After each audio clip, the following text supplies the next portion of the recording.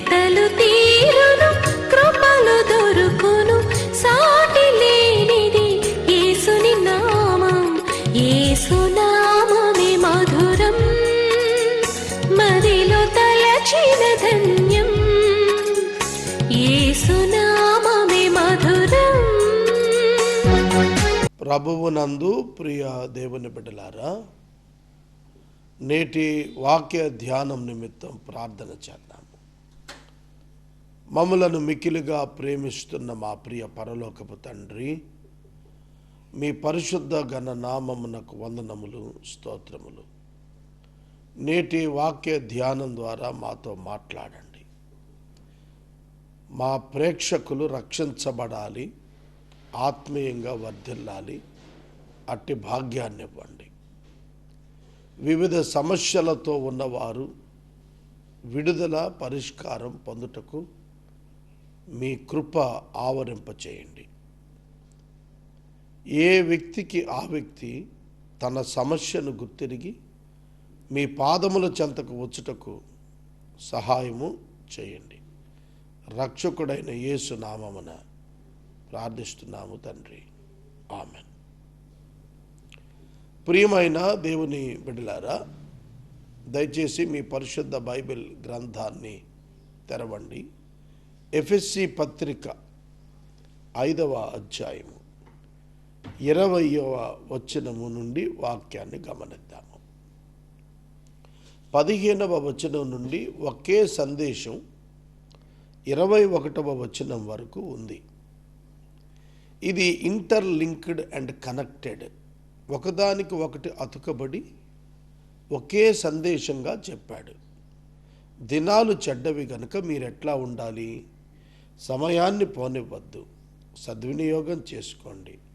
అజ్ఞానుల వలె ఉండద్దు, జ్ఞానుల వలె నడుచుకోండి. జాగ్రత్త వహించండి, అవివేకులుగా ఉండకండి. దేవుని చిత్తాన్ని గ్రహించండి. మద్యంతో మత్తులుగా ఉండకండి, ఆత్మపూర్ణులుగా ఉండండి. సంగీతములతో ఒకరినొకరు హెచ్చరించుకోండి. మరియు ఇప్పుడు మనం చదవాల్సిన 20వ వచనం నుండి ఉన్న మాట, దేవునికి ఎల్లప్పుడూ కృతజ్ఞతాస్తుతులు చెల్లిస్తూ లోబడి ఉండండి ఒకరికొకడు. ఇది పూర్తి సందేశం. ఇది పూర్తి సందేశం. వీటిలో మనం విడివిడి భాగాలుగా తీసుకొని 15వ వచనం నుండి కొన్ని వాక్యాలు ధ్యానిస్తూ వచ్చాం. 20వ వచనం ఏం చెబుతుంది? మన ప్రభువైన యేసుక్రీస్తు పేరిట సమస్తాన్ని గూర్చి తండ్రి అయిన దేవునికి ఎల్లప్పుడూ నువ్వు కృతజ్ఞతాస్తుతులు చెల్లించాలి. ఇది చాలా ముఖ్యమైనటువంటి మాట, ముఖ్యమైన మాట. కృతజ్ఞతాస్తుతులు సమస్త విషయాలలో యేసుక్రీస్తు పేరిట తండ్రి అయిన దేవునికి మనం చెల్లించాలి. యేసు నామము మీకు నాకు ఇవ్వబడిన గొప్ప కోడ్ వర్డ్. యేసు నామము లేకుండా దేవుని యొద్దకు ఎవరు చేరలేరు. మానవునికి దేవునికి మధ్య యేసుక్రీస్తు ఒక్కడే మధ్యవర్తి. దేవుడు మానవులను చేరుటకు తానే స్వయంగా నరుడిగా వచ్చాడు. పాత నిబంధనలో దేవుడు ప్రవక్తల ద్వారా మాట్లాడుతూ, యాజకుల ద్వారా, మందిరం ద్వారా తన ప్రత్యక్షతలు, తన మాటలు వినిపిస్తూ వచ్చాడు. న్యూ టెస్టిమెంట్ ఏమిటంటే, పాత నిబంధన అసంపూర్ణమైంది కాబట్టి పాపం చేసిన వాడుగా యాజకుడు ఉంటున్నాడు కనుక, బలులు తిరిగి పునరావృతమవుతున్నాయి కనుక, సర్వకాల బలి, ఏకకాల యాజకత్వం నిర్వహించడానికి యేసుక్రీస్తు సశరీరుడిగా ప్రత్యక్షమై తన శరీరాన బలిపశువుగా తన స్వరక్తాన్ని దేవుని ఎదుట అప్పగించడం ద్వారా తాను మానవులకు సర్వకాల సంపూర్ణ యాజకుడిగా మారాడు. అందుచేత మనం ఎప్పుడు ప్రభువు సన్నిధికి వెళ్ళాలన్నా, దేవుని సన్నిధికి వెళ్ళాలన్నా యేసుక్రీస్తు నామము ద్వారానే వెళ్ళాలి. There is no other forgo, there is no other alternative, there is no other opportunity. మరొక మార్గమే లేదు. ఏకైక నామం యేసుక్రీస్తు నామం. యేసు నామాన తప్ప దేవునికి మనతో సంబంధం లేదు. యేసు నామంలోనే మనం రక్షించబడాలి. ఈ నామాన్ని తప్ప మరి ఏ నామమున రక్షణ కలుగదు. కాబట్టి యేసుక్రీస్తు ద్వారా మనం దేవునికి కృతజ్ఞతాస్తుతులు చెల్లించాలి. దేని విషయంలో? అన్ని విషయాలలో. అన్ని విషయాలలో అన్నప్పుడు positives and negatives also. Positives and also to the negatives also. మనం అన్ని అనుకూలమైన వాటిలోనే స్తుతిస్తుంటాం. ప్రతికూలతలలో స్తుతించాలి. ప్రతికూలతలో స్తుతించుట మానవునికి సాధ్యం కాదు.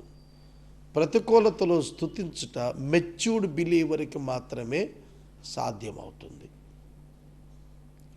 బైబిల్లో ఉదాహరణ, యోనా భక్తుడు ఎంతో గొప్ప ప్రవక్త. సముద్ర గర్భంలో దిగంతాలకు వెళ్ళి మరణాన్ని రుచి చూచి తిరిగి బతికొచ్చినవాడు.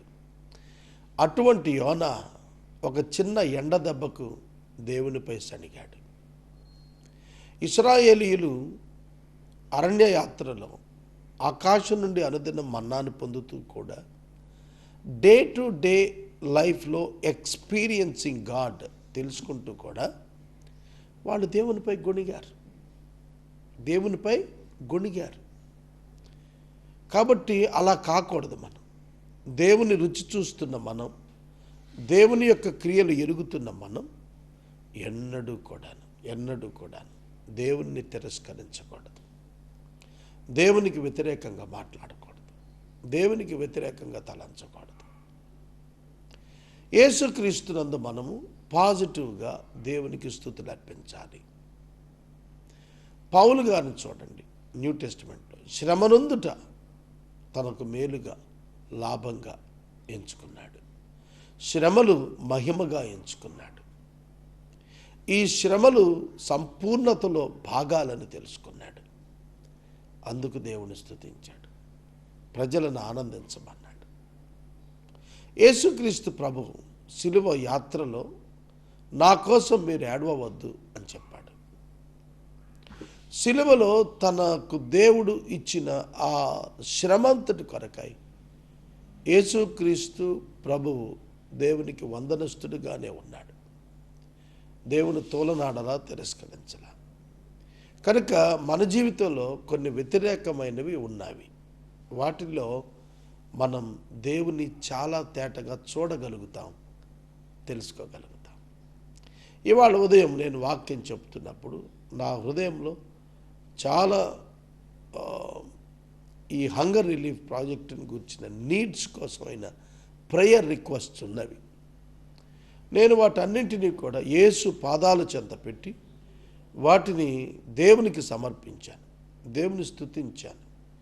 ఒక శ్రమలో, ఒక నిందలో, ఒక ఆపదలో, ఒక కరువులో మనం ముందుకెళ్ళాలి. అక్కడ దేవుని స్తుతించగలగాలి. విచిత్రం, దేవుణ్ణి శ్రమ గురించి స్తుతించటం ఏమిటి? ఇంట్లో ఎవరైనా మనిషి పోతే అందరూ దుఃఖపడతారు. క్రైస్తవుడు, నిజ క్రైస్తవుడు దేవుని స్తుతిస్తాడు. నిజ క్రైస్తవుడు తన ఇంటిలో ఒక మనిషి ప్రభు సన్నిధికి వెళ్తే మిక్కిలి ఆనందిస్తాడు. మేము మా తల్లిగారి విషయం అలాగే ఆనందించాం. ఈ భూమి మీద ఆవిడ పడిన శ్రమ మా కళ్ళల్లో అలా మెదులుతూనే ఉంది.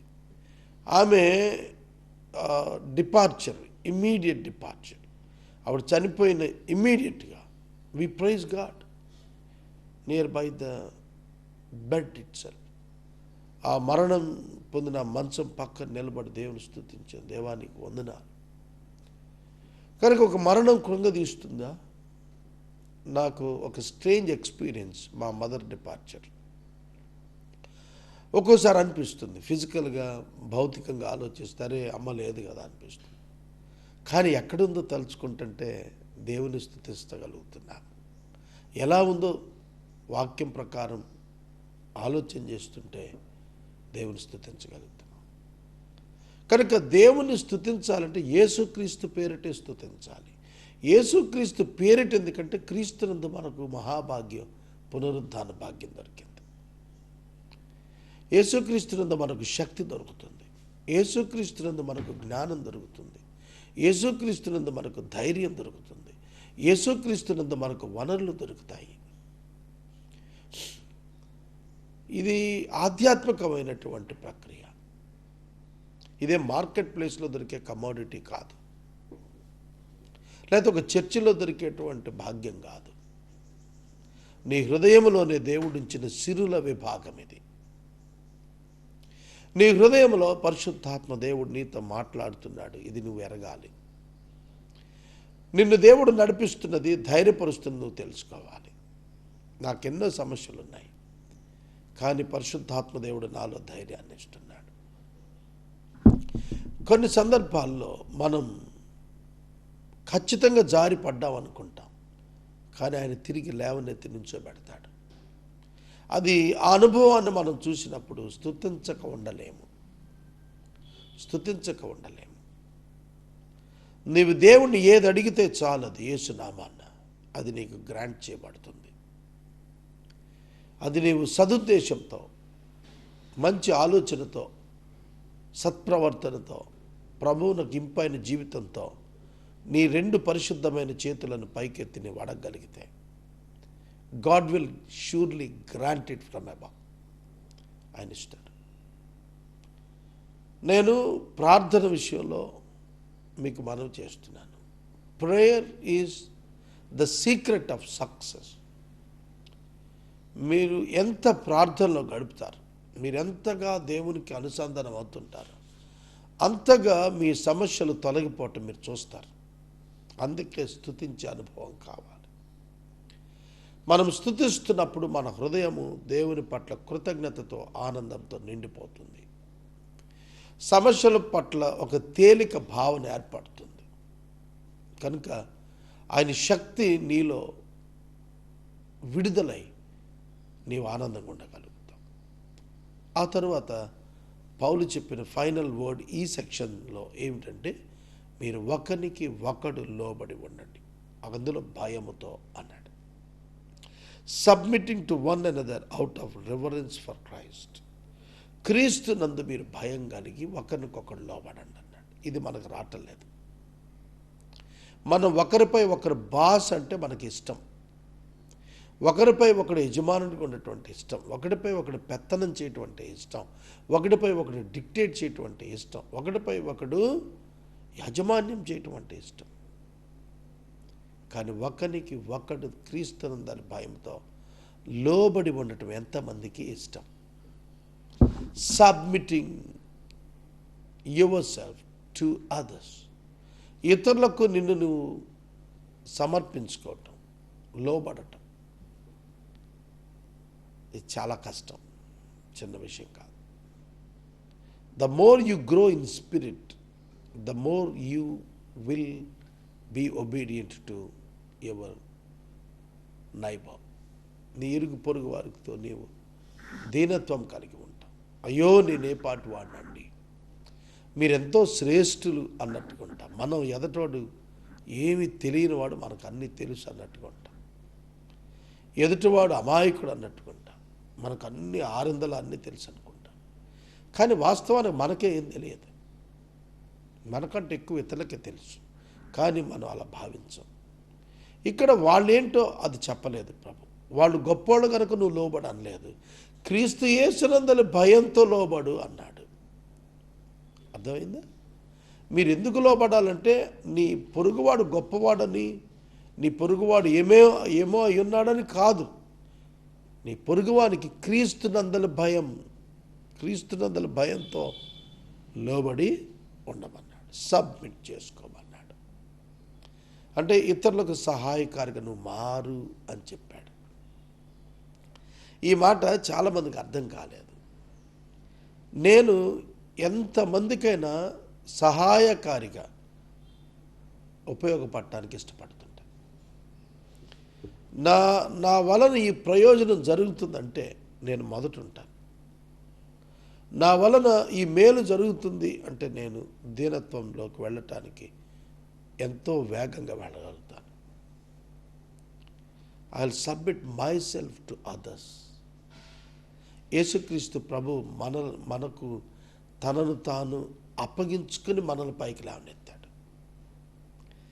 అసలు యేసుక్రీస్తు ప్రభువుని గురించి మీరు ఆలోచించగలిగితే ఆయన ఎంతగా తగ్గించుకున్నాడంటే శిలువ మరణము పొందినంతగా తగ్గించుకున్నాడు. ఆకారమందు మనుషుడిగా కనబడేంతగా తగ్గించుకుని ఆయన లోబడ్డాడు. ఆయన పెద్దలకు లోబడ్డాడు, తల్లిదండ్రులకు లోబడ్డాడు. 30 సంవత్సరాలు వచ్చే వరకు ఆయన లోబడి జీవించాడు. క్రైస్తవుడు లోబడుట నేర్చుకోవాలి. Obedience, submission. Obedience and submission is the spirit of the Christian. క్రైస్తవంలో అదొక గొప్ప అంతర్భాగమై ఉండాలి. ఇది చిన్న విషయం కాదు. లోబడటము, తగ్గించుకునుట, విధేయత చూపటం అనేది చిన్న విషయం కాదు. అది ప్రాక్టీస్ చేస్తే you can get more people, you can add more people to your life. నీ జీవితంలో, నీ స్నేహంలోనికి, నీ సహవాసంలోనికి అనేకులు నువ్వు ఆహ్వానించగలుగుతావు. Give the time to the people, give the time to the needy people and help them to come out of the needs. అది నువ్వు చేయగలిగినప్పుడు యేసుక్రీస్తులో నువ్వు బలవంతుడు అవుతావు, శక్తిమంతుడు అవుతావు. కనుక ఈ వచనాలు మీరు చూస్తున్నప్పుడు ఇవి ఎందుకు లోబడమంటున్నాడంటే, దినాలు చెడ్డవి కనుక లోబడండి. ఈ దినములు చెడ్డవి కాబట్టి లోబడండి. అర్థమవుతుందా? పరిశుద్ధాత్మ పూర్ణులై ఉండండి అంటున్నాడు. అంటే ఏంటి? పరిశుద్ధాత్మ పూర్ణులై ఉండండి అంటే ఏంటి అర్థం? చాలామంది అనుకుంటున్నారు పైనుండి పరిశుద్ధాత్మ మన మీదకు దిగొచ్చేసి మనల్ని నింపేసి మనం ఏవేవో చేష్టలు చేయటం అనుకుంటున్నారు. కాదు. పరిశుద్ధాత్మ పూర్ణులుగా మీరు ఉన్నటువంటి అర్థం ఏంటంటే, పరిశుద్ధాత్మకు పూర్తిగా మీరు లోబడటం. అప్పుడు పూర్ణత్వం వస్తుంది. స్వాలోనెస్ అంటారు. మీలో ఉన్నటువంటి ఆ శూన్యము తొలగింపబడాలి. అంటే గాడ్లెస్నెస్ ఇన్ యువర్ స్పిరిట్. దేవుడు ఏ ఏరియాలో అయితే నువ్వు ఎలా చేయలేకపోయావో ఆ ఏరియాలో ఆయన ఆధిపత్యానికి నిన్ను నువ్వు అప్పగించుకోవాలి. Then you will become, you can experience the fullness of the spirit. ఆత్మ యొక్క పూర్ణత మీరు అనుభవించగలుగుతారు. యోహాను సువార్తలో 3వ అధ్యాయంలో చెప్పాడు, పరిశుద్ధాత్మ చేత నింపబడిన వాడు గాలిని పోలి ఉంటాడు అన్నాడు. అంటే he will guided by God, not by his flesh. శరీరంతో నడిపించబడ్డు అటువాడు దైవాత్మ చేత నడిపించబడతాడు. కాబట్టి అతని దేవుని కంట్రోల్లో ఉంటాడు, మానవ కంట్రోల్లో కాదు. హ్యూమన్ ప్రోగ్రామింగ్ ఉండదు అతనికి, డివైన్ సబ్మిషన్ ఉంటుంది. ఏలియా మీరు గమనించండి, తను ఎవ్వరి చేతుల్లో లేడు, దేవుని చేతుల్లోకి వెళ్ళిపోయాడు. దేవుడు ఎక్కడుండమంటే అక్కడున్నాడు. కెరీతు వాక్కి వెళ్ళంటే అక్కడికి వెళ్ళాడు. విధవరాలు ఇంటికి వెళ్తే అక్కడికి వెళ్ళాడు. సారిపతి బొమ్మంటే సారిపతికి వెళ్ళాడు. అరణ్యంలోకి వెళ్ళిన వాడిని ప్రభు నువ్వు బయలుదేరి అహాబు దగ్గరికి పరిగెత్తంటే పరిగెత్తుకుపోయాడు.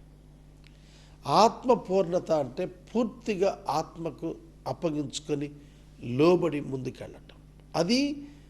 అది భావనలో, నీ యాటిట్యూడ్లో ఆ ఫీలింగ్ ఉండాలి. I'm submitting to my holy spirit God. నా పరిశుద్ధాత్మ దేవునికి నన్ను నేను పరిపూర్ణంగా అప్పగించుకున్నాను. Whatever the moment I take, it's by the holy spirit అనే భావనలోకి వెళ్ళాలి. నేను ఏ విధమైన అడుగేస్తున్నా అది ఆయన చిత్తమైతేనే అన్న భావనలో ఉండాలి. You don't need to even test before you start your work. నీ పని ప్రారంభించడానికి, నీ నడక ప్రారంభించడానికి ముందు నువ్వు అన్నిటికీ పరీక్షించక్కర్లేదు. You trust your God, the holy spirit, and walk in the world with the faith and humbleness. విశ్వాసంతో, దీనత్వంతో నీ అడుగులు పట్టడం ప్రారంభిస్తాయి. You can see the wonders in your life. నీ జీవితంలో అద్భుతాలు చూస్తావు. నీ జీవితంలో ఒక మరక్కల్లాగా నీ లైఫ్ ముందుకెళ్తూ ఉంటుంది. అది అనేకులకు ఆశ్చర్యంగా ఉంటుంది. అరే ఎట్లా పోతుంది ఇది ఈ జీవితం అని. మాటల చేత మాత్రమే మనం అలా జీవిస్తున్నామా?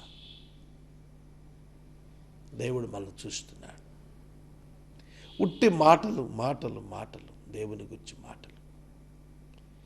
నీ జీవితంలో ఆయన యొక్క అనుభవం లేకుండా ఉట్టి మాటలు చెప్తే, theory without practical no use.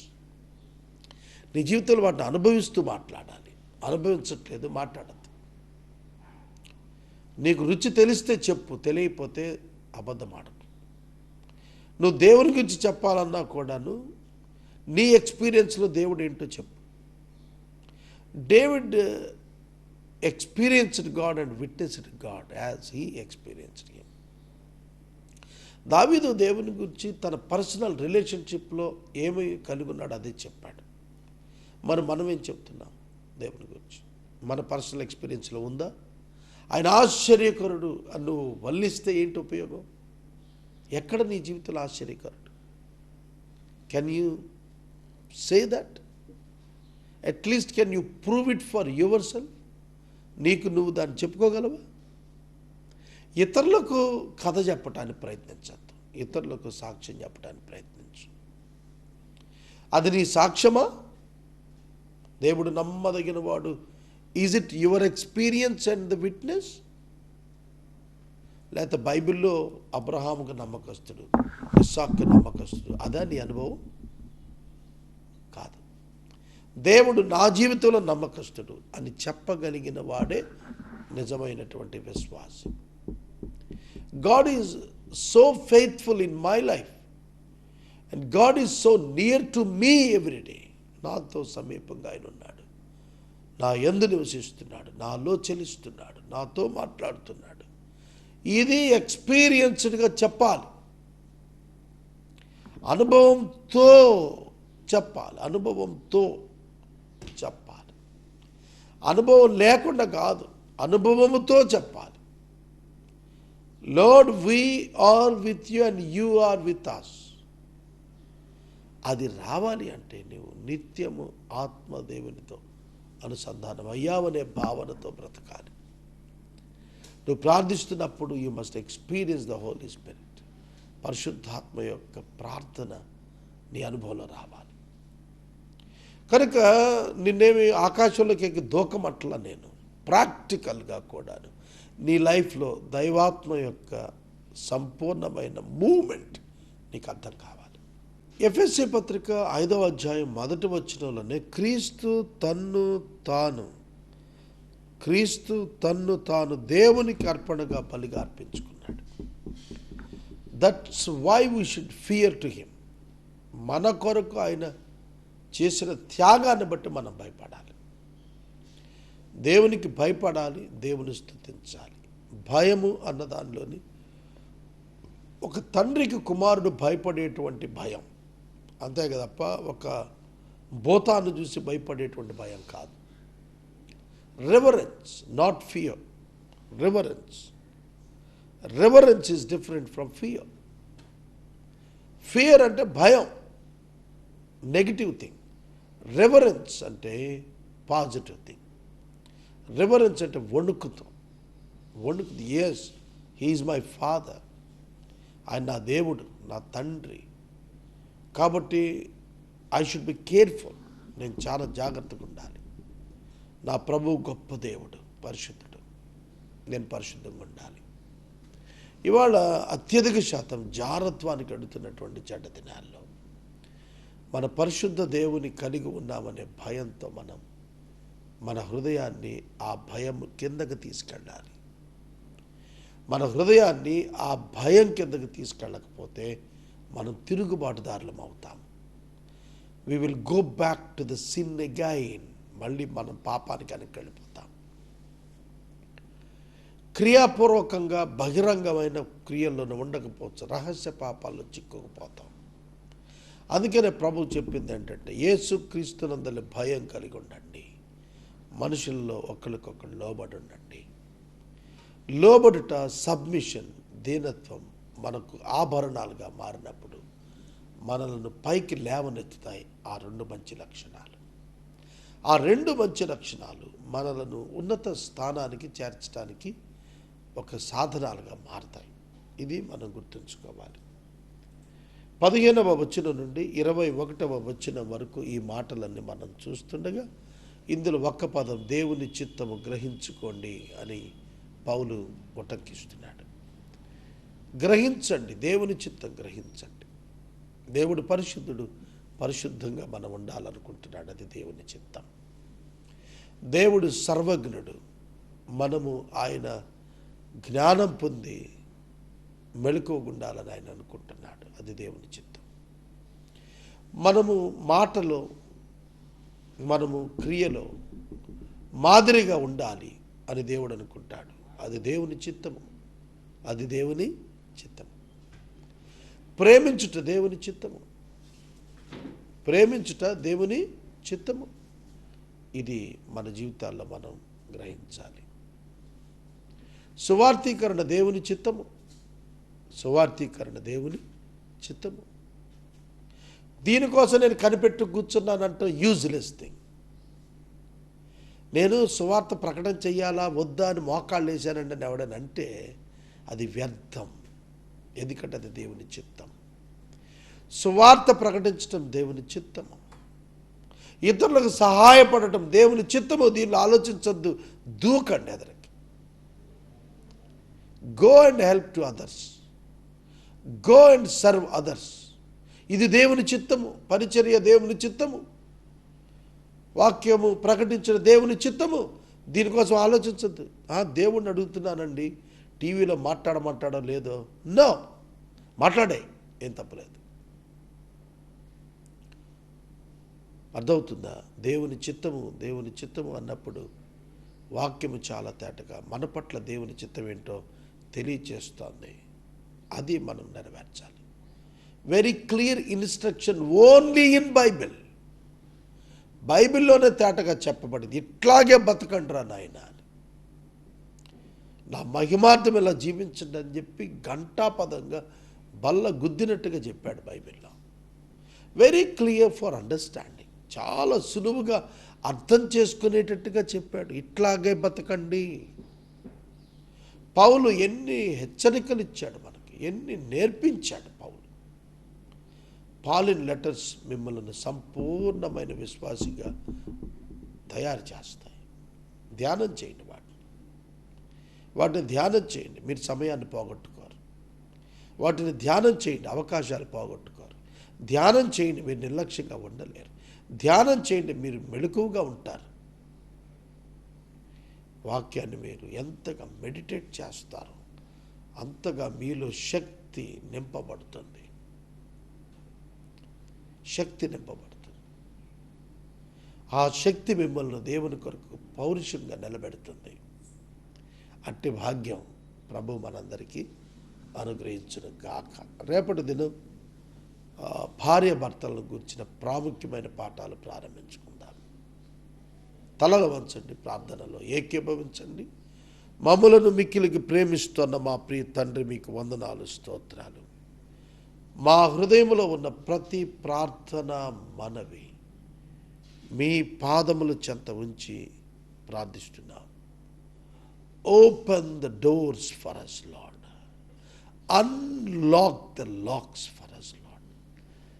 నైనా మాకు అడ్డుగా ఉన్నటువంటి సమస్తం తొలగించండి. బంధింపబడిన పరిస్థితులను విడుదల చేయండి. Lord, release our resources and finances. మా వనరులను, మా ధనమును మాకు రిలీజ్ చేయండి. ఆటంకపరుస్తున్న ప్రతి దురాత్మ శక్తిని నాశనం చేయండి. ప్రభు, మేము సమృద్ధిలోకి వెళ్ళటానికి సహాయం చేయండి.